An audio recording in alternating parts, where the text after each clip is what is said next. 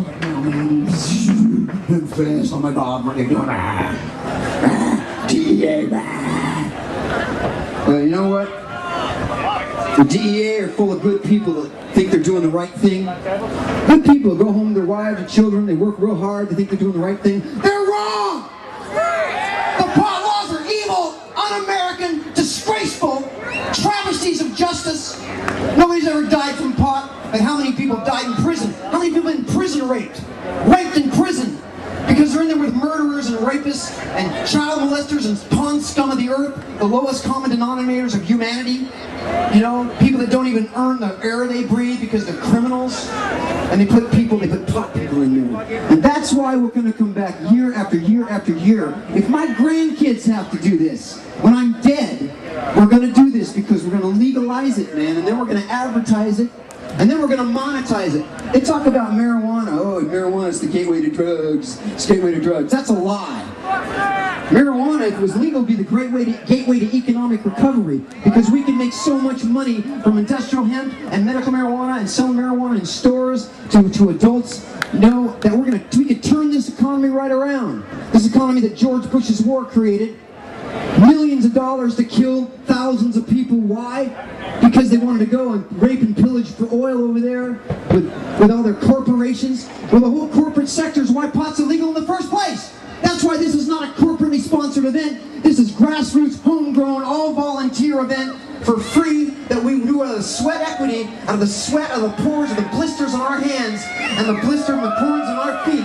Day after day after day, 16-hour days here. Some people work 20 hours at Hempfest to make this happen. We're drenched in sweat. They only get one staff shirt for 3 days. How do you think you feel after 3 days of being in sweat? But they're here, man. They're here. And on Monday, 90% of our staff goes home. 10% of us are here for days, cleaning it up, tearing it down, packing it out. It's really, really hard. We're tired, the adrenaline's over, there's nobody here to help us. It's very scary. I never know if we're going to do it. And guess what? If there's anything left in either one of the parks, $500 a day in one park, each thing, $800 a day in the other park, they fine us. You know, so it's pressure to get all this stuff out of here, man. It is hard. It is not easy. And the place is trashed, and there's thousands of cigarette butts. If you look around, there's trash everywhere. It's disgraceful. I don't know. Personally, I don't go to thing and throw my shit down on the ground. But it's all over the place. You know what? Who are there to complain to? We pick it up. We clean it up. We humble ourselves. Vivian McPeak, the executive director, I am here picking up. Come here Monday, you'll see me picking up garbage for days. I pick up garbage and cigarette butts. Whatever it takes. I'm filthy by the end of it.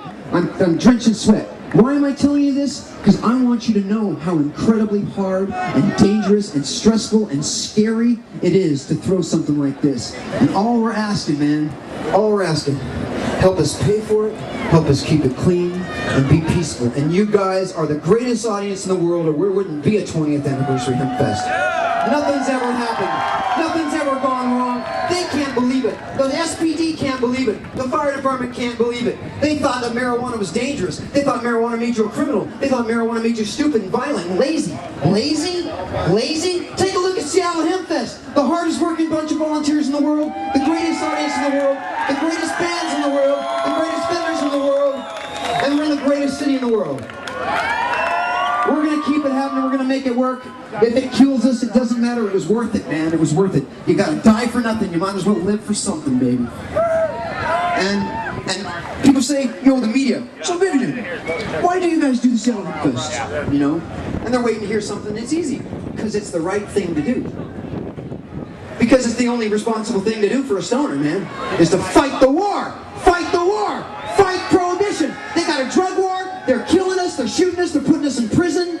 Well, we're going to stand up and we ain't going to take it lying down. We're going to stand up and fight. We're going to fight in a way that we're going to win. We're going to fight non-violently. We're going to fight peacefully, but we're never going to give up. They can put us in jail. They can scare us. They can criminalize us. They can pull us over. They can do whatever they want, man. It doesn't matter. Because there'll be another one in our place. There'll be another stoner, another stoner, another stoner. We're an army of stoners. There'll be a mountain of stoners. We're going to win. We're all across the world. We're never going away. We're not criminals. They can't get rid of us. They can't arrest us all. Forget it. It's over. We're winning.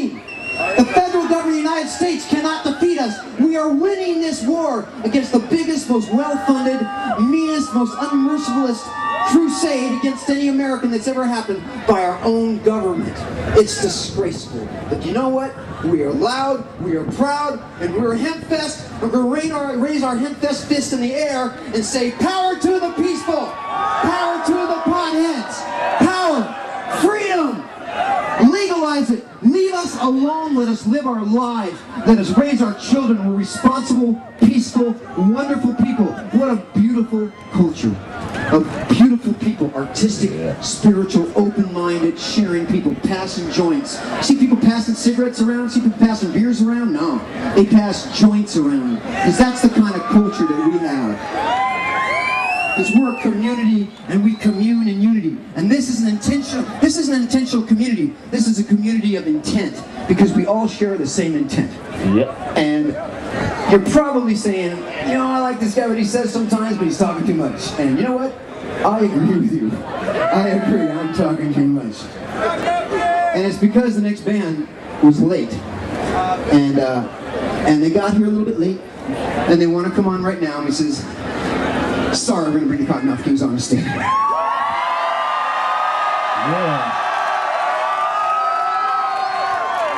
And they said, why?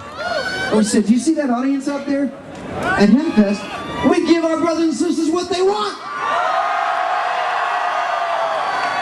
And we do it for free. We fought a 5-month-long permit battle to get this permit. They didn't want to give us this permit. They said, oh no, we're building a bridge instead. We're going to build a bridge here. Hempfest can happen somewhere else. And they knew there's nowhere else for it to happen. And we said, no, we're having a Hempfest. And they said, no, we're building a bridge. And we said, no, we're having a Hempfest, we're having a Rural Areas Park. They said, no, we're building a bridge. And we said, okay, we're going to sue you. Lawsuit. So we got our lawyers together. We sued the city of Seattle. I don't like to sue. I love this city. I even like this city. I like the city government. But, you know, we're in it to win it, man. We're going to lay down when they're putting our brothers and sisters in jail, taking our kids away, ruining our careers, piss testing us. I mean, come on. What indignity. It's crazy. And so we sued the city of Seattle, and we struck this deal with them, this crazy deal, and we dropped the lawsuit to see what would happen, and we won. And we won a third day. And we are here now, 3 days of freedom, 3 days of peace, 3 days of nonviolence, 3 days of responsibility, because it had to happen.